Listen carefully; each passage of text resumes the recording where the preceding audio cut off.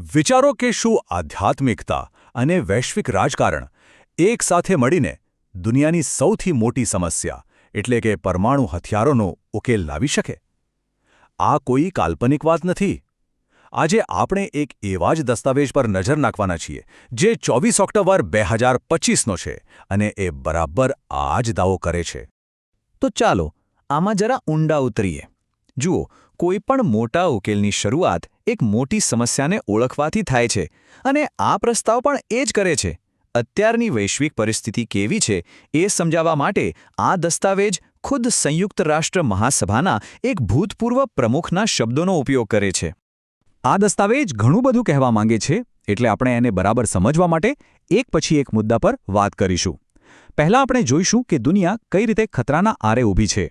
પછી વાત કરીશું યુબીયુએમયુડી પ્રસ્તાવની. ત્યારબાદ એની પાછળની 30 વર્ષની આધ્યાત્મિક યાત્રાને સમજીશું. પછી નજર કરીશું 9 વર્ષની નાબૂદી યોજના પર. અને છેલ્લે આ બધા પાછળનો અંતિમ દૃષ્ટિકોણ શું છે એ જાણીશું. તો સૌથી પહેલાં આ પ્રસ્તાવનો પાયો શું છે? એ કઈ સમસ્યાને જોઈને બનાવવામાં આવ્યો છે? આ દસ્તાવેજ મુજબ આપણી દુનિયા અત્યારે એક ખૂબ જ નાજુક અને નિર્ણાયક મૂળ પર ઊભી છે.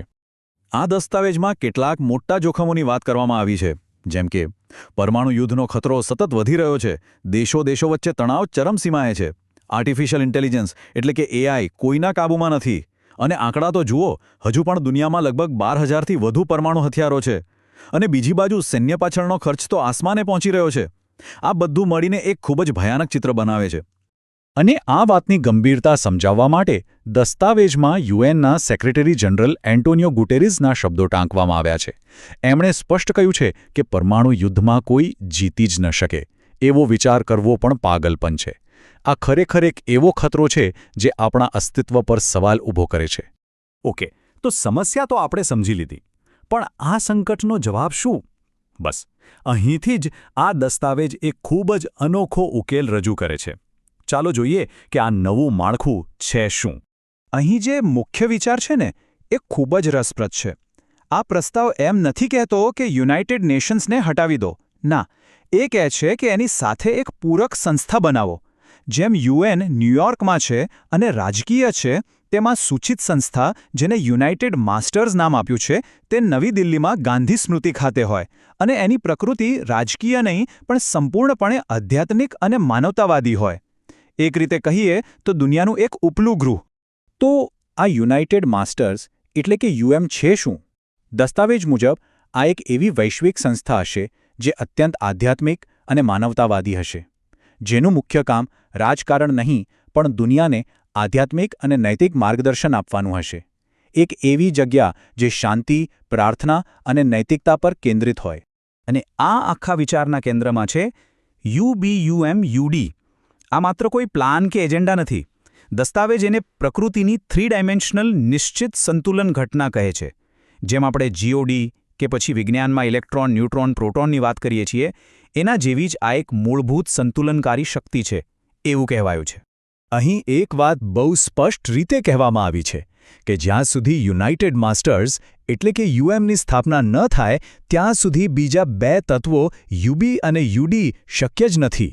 મતલબ કે આ આધ્યાત્મિક સંસ્થા એ સાર્વત્રિક સંતુલન અને નિઃશસ્ત્રીકરણ પ્રાપ્ત કરવા માટેની પહેલી અને સૌથી જરૂરી શરત છે. હવે આ વિચાર કોઈ એક દિવસમાં નથી આવ્યો.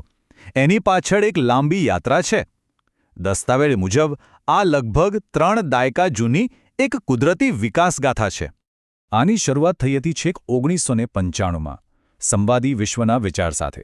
પછી 2007માં યુનાઇટેડ માસ્ટર્સનો ખ્યાલ ભારતના તત્કાલીન રાષ્ટ્રપતિ ડૉક્ટર એપીજે અબ્દુલ કલામ સમક્ષ રજૂ કરાયો. 2014 સુધીમાં યુબીયુએમયુડીની આખી વાત ભારતના રાષ્ટ્રપતિ, પ્રધાનમંત્રી અને મુખ્ય ન્યાયાધીશને જણાવવામાં આવી. અને હમણાં 2023માં જ્યારે નવી દિલ્હીમાં G20 સમિટ થઈ, ત્યારે G20ના નેતાઓ સમક્ષ પણ આને રજૂ કરવાની વિનંતી કરાઈ. અને હવે 2025માં આને સત્તાવાર માન્યતા મળે એ માટે યુએન અને તેના 193 સભ્ય દેશોને એક ઔપચારિક અપીલ મોકલવામાં આવી છે.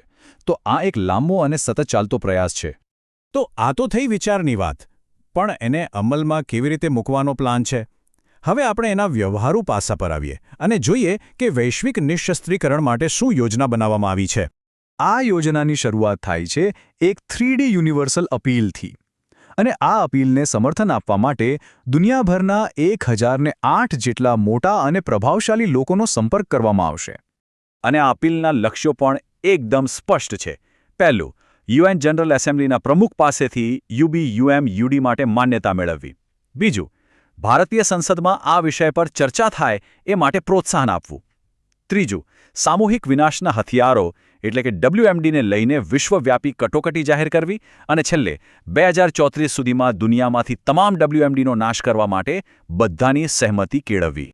આ કામ કરવા માટે એક 9 વર્ષની 3 તબક્કાની યોજના પણ તૈયાર છે. પહેલા તબક્કામાં એટલે કે 2025થી 2027 સુધીમાં UN પાસેથી સમર્થન મેળવવાનું છે. બીજા તબક્કામાં 2027થી 2030 સુધીમાં યુનાઇટેડ માસ્ટર્સનું માળખું અને WMD માટેના ઓપરેટિંગ મોડ્યુલ તૈયાર કરવાના છે.